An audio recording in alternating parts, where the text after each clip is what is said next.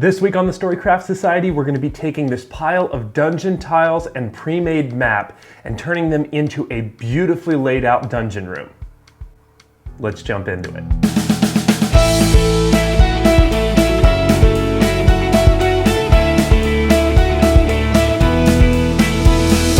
Welcome back to the channel, everybody. My name is Garmin. This, of course, is the Storycraft Society, and when I started this channel, I did it with the intent of crafting all the terrain that I would need for a Lost Mine of Phandelver adventure. Now, my goal is almost complete because the only thing I have left to do is Wave Echo Cave, and that's the series we're working on right now. We started off last week with the first episode, and I think probably the most important episode of this whole series, which is how to make cave tiles with walls. And that video is actually built off of my Redbrand Hideout video where I did cave tiles, but I built them with no walls. So you should go back and watch that video if you haven't already, because it will be really important to what we talk about in this video and for the rest of this little mini series. So this week, we're gonna be talking about how we take that pile of nice 3x3 dungeon tiles and use them to make an existing set out of a pre-made map. Now, for a lot of folks who have a 3x3 tile, or I know a lot of folks have the Dwarven Forge 2x2 tiles, that creates an interesting problem when you're trying to generate a room from a pre-existing map. That map is almost always not going to fit well into that kind of a gridded system. And so what we need to do is we have to convert it. We have to take the time to learn how to reset it up. This is actually really easy to do. I see a lot of people getting frustrated with it unnecessarily. So I split it down into just 2 easy steps and then one final tip that I'm gonna save for the end of the video that I think is just absolutely imperative when you're doing this. But let's jump down to the table and start talking about converting this thing over. Hey everyone, if you're enjoying this content, definitely leave me a like down below. Hit the subscribe button if you aren't subscribed to the channel already. We've got a lot of cool content coming out soon. We have 2 merchandise stores listed down in the description below. So if you want to support the channel financially, I would appreciate that so much. Thank you so much to everyone who already has. And with that said, let's get back to the video.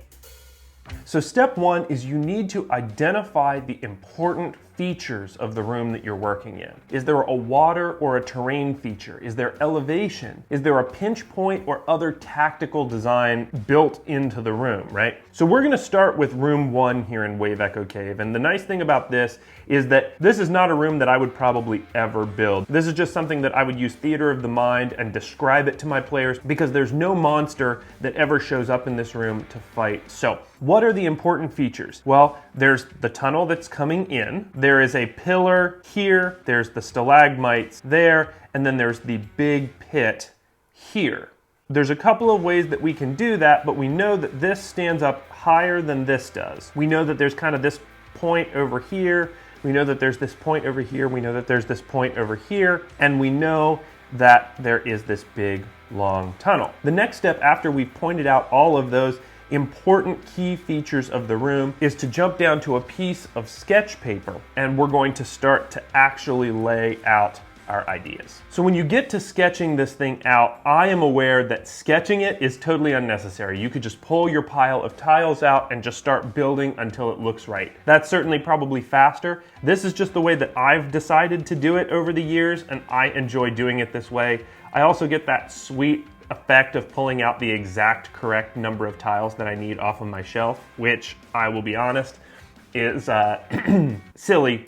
But so the first thing that I'm gonna do is I'm going to take my ruler out and I'm gonna just make lines so that I can see the shape of 3x3 tiles. 1, 2, 3. 1, 2, 3.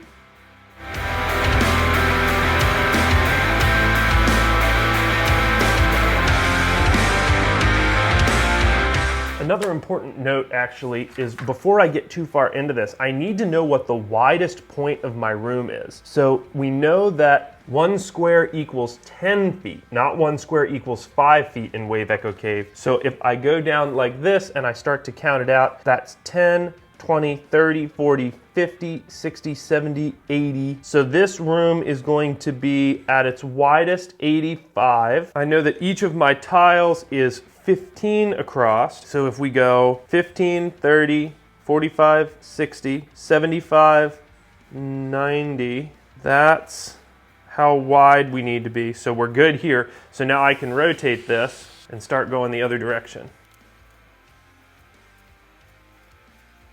All right, there we go. The next step is to start sketching out this room. So the easiest way that I've found to do that is to just end up marking the widest points. So if you did 10, 20, 30, 40, 50, 60, 70, 80. 90 is the widest point. If I say that here, and then we're gonna go 5, 10, 15, 20, 25, 30, 35, 40, 45, 50, 55, 60, 65, 70, 75, 80, 85. 90, we know is somewhere in here. The 90 point, 25 below it. So that's going to be coming over to this point and then going 5, 10, 15, 20. 25.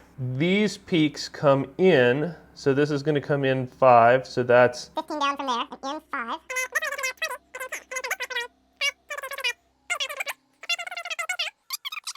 One last thing actually to mention that's really important before you jump into this. Remember, in my tile system at least, the walls are about 1 inch thick, so don't forget that your wall pieces are not a 3x3, but they're actually a 3x2. So then now with that done, I should be able to start sketching this out using this as a guide and get my general shape, and then we'll start working inside of the 3x3 system.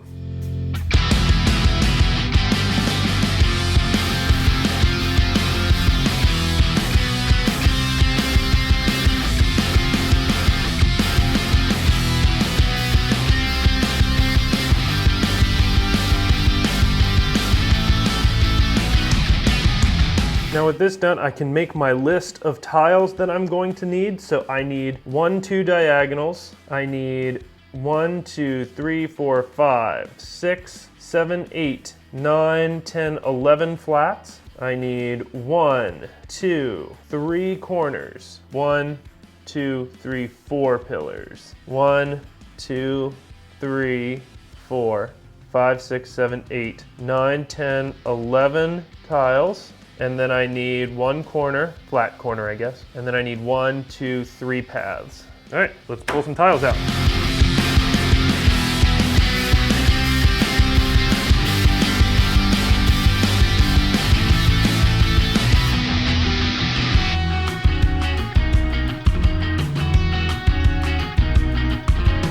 And so here is our layout of room 1 from Wave Echo Cave. Now, the one thing that I will say is it's upside down. So I was looking at it this way before. Now it's looking the other direction, so set up like this. Now, a couple of things that I did that I didn't mention that I think are worth mentioning is I actually used some extra dungeon tiles to stack up to get my height so that this part meets up with this part here. I also used these dungeon stackers, which really are just set up to the height of my tile minus a flat. So you can set this here and then put another tile on top of that. If there's enough interest in that, I will gladly make a video on it. If you're interested, please leave it down in the comments below. But with that said, this is the general idea, and this is going to lead me to my final thought, which is a really simple one, but a really, really important one. The final thing that I have to say for this video is the rule that you need to go into making these with, and that's it doesn't need to be perfect. I cannot say that enough times. I'm telling you, it doesn't need to be perfect. Your players aren't going to ever look at the real map. They're never going to know that this corner came to more of a point, or there were 2 corners down in this far side and there's only 3 now, whatever, it doesn't matter. Your players are never gonna see the map. So please stop beating yourself up if the layout that you have for your dungeon tiles doesn't exactly match what's in the pre-made map. Your players are gonna be excited that you put terrain on the table, and that is it. So make, create, get as close as you can, tweak it, edit it, make it cooler if you think that it needs that. That's what building terrain is all about, being creative and allowing you to use this as a template, not as a fixed guarantee. So, with that said, if you enjoyed this video, definitely leave me a like down below. Leave me a comment and let me know what your favorite part about this was. Please subscribe to the channel if you haven't. We're gonna be coming out with a lot more videos about Wave Echo Cave over the next couple of weeks, so if you like this, you are certainly going to like those. Honestly, if you enjoyed these first two videos, these are like the building block videos, right? Like they're like just the basics to get into the rest of it. So if you like these, you're really gonna like the later ones. So please consider subscribing. Share this video with a friend that you think would enjoy it. And with all of that said, until next week, I'll be seeing you.